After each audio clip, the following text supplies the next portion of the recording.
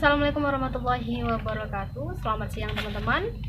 Perkenalkan, nama saya Husmi Laila. Di sini saya sebagai host atau moderator dari presentasi Desti Purlianti dengan judul tema presentasi pada hari ini, peran pers dalam peningkatan daya saing daerah.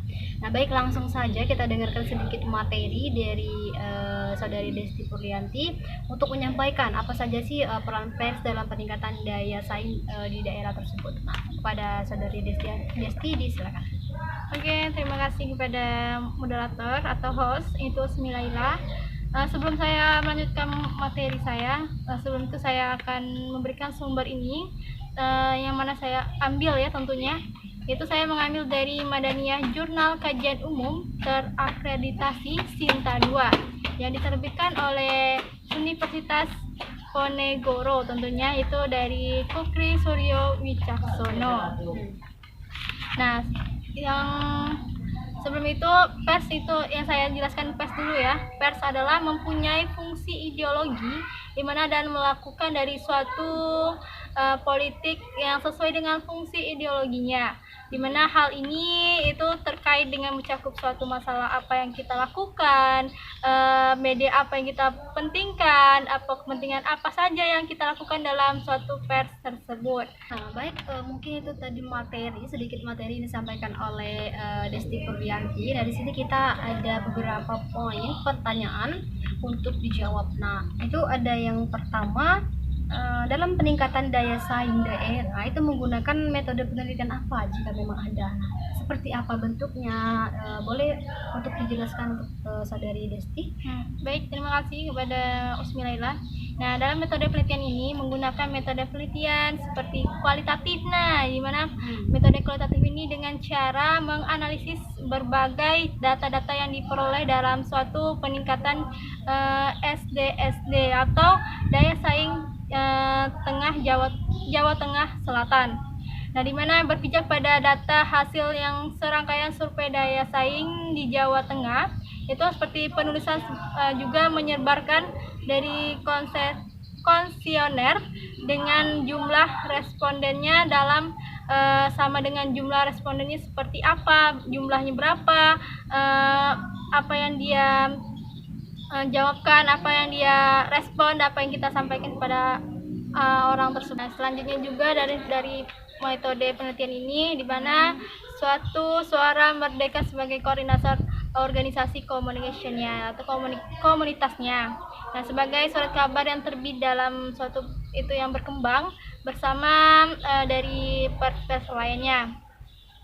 Di mana dalam fungsi pers ini diuraikan dari suatu sumber daya manusianya dipercaya oleh strengthening atau communication atau yang disebut dengan SC, steering komunitas. Nah, di mana menjadi suatu koordinator dari organisasi komunitasnya atau OC yang singkat ya. Dan itu survei dari daya yang merupakan survei ini yang sangat strategis bagi upaya peningkatan kinerja yang dilakukan dari suatu pers atau organisasi tersebut agar berjalan dengan lancar. Nah, di mana mempunyai trik-trik tersendiri yaitu dari suatu survei yang ingin dilakukan. Nah, maka SM atau suatu sumber manusianya juga menjalankan perannya sebagai jembatan antara aspirasi masyarakat dan juga lebih kepada kepentingan pengusaha dan kepentingan pemerintah daerahnya. Ya, mungkin itu jawaban yang cukup panjang, tapi bisa kita pahami sama-sama. Oke, ini ada pertanyaan yang kedua. Ini kemudian ada beberapa teori peran sumber daya manusia itu dalam meningkatkan daya saing baik itu di kabupaten maupun di kota di Jawa Tengah tersebut, seperti itu. Nah, coba dijelaskan lebih detail biar kita semuanya bisa memahami. Oke, terima kasih. Dari teori-teori ini yang disebutkan yang pertama itu teori penggunaan dan pembangunan dari suatu kebutuhan yang kita butuhkan, di mana model penggunaan dan pemenuhan kebutuhan ini sering kerap disebut dengan pengenalan seperti tentang kemanusiaan atau human being, ke dalam teori komunikasi yang kita lakukan. Nah, mungkin pernyataan ini dipandang sebagai berlebihan, namun memberikan citra yang lebih positif tentang audiens. Nah, lanjutan yang kedua nih ya, kebutuhan dan motifnya. Di mana proses penggunaan dan pemenuhan dalam suatu teori tersebut itu biasanya diawali dengan kebutuhan dasar dan secara individual. Kebutuhan yang relevan dapat ditemukan dalam tingkat yang lebih tinggi, tentunya lebih tinggi, dan yang lebih relevan lagi di dalam suatu tingkatan yang ingin kita lakukan. Nah, di mana suatu juga tingkatan ini menunjukkan pada kebutuhan superficial, kebutuhan yang lebih sekedar kebutuhan fundamentalnya. Nah, yang ketiga nih ya, dimana pemenuhan kebutuhan dalam sehari-hari, dimana penerimaan pesan yang dilakukan oleh suatu organisasi komunitasnya, dimana didorong oleh persepsi mereka tentang hasil yang mereka peroleh dari suatu organisasi community ini. Nah, dari suatu itu dapatlah suatu pesan secara ideal dan mereka akan dipuaskan oleh secara cepat maupun lambatnya. Nah, yang keempat ini itu konsekuensi dan efek yang terjadi, di mana konsep yang telah terjadi tentang konsekuensinya memperlihatkan perencanaan komunikasi yang kita jalankan dari suatu organisasi ini, dan juga pengertian dari tentang konten yang atau distribusi komunikasi yang secara eksklusif, tentunya eksklusif ya, adalah menyampaikan pesan yang kepada audiensnya tersampai dengan baik atau tidaknya juga. Nah, dimana secara efeknya juga secara kontras pendekatan dari audiens dengan apa yang disampaikan oleh orang tersebut itu tersampaikan atau tidaknya. Baik, dari beberapa teori ini yang menurut saudari yang bisa diterima dalam masyarakat itu teori yang seperti apa?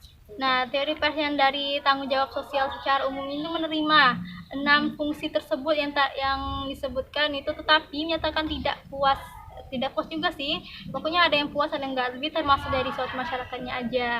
Nah, di mana terdapat terhadap interpretasi para pemilik dan pelaksanaan yang dilakukan dalam suatu organisasi komunitasnya. Nah, teori pers tanggung jawab ini sosial menerima peran pers dalam melayani suatu sistem politik yang dilakukan dari suatu organisasi komunitas pers tersebut. Mungkin itu saja teman-teman. Saya sebagai moderator Usmilaila mengucapkan mohon maaf apabila ada kesalahan. Kepada Allah kami mohon ampun. Semoga teman-teman selalu dalam lindungan Allah Subhanahu wa taala, tetap jaga protokol kesehatan dan tetap jaga imunitas tubuh agar tetap dalam kondisi yang sehat walafiat. Amin. Kami akhiri. Wassalamualaikum warahmatullahi wabarakatuh.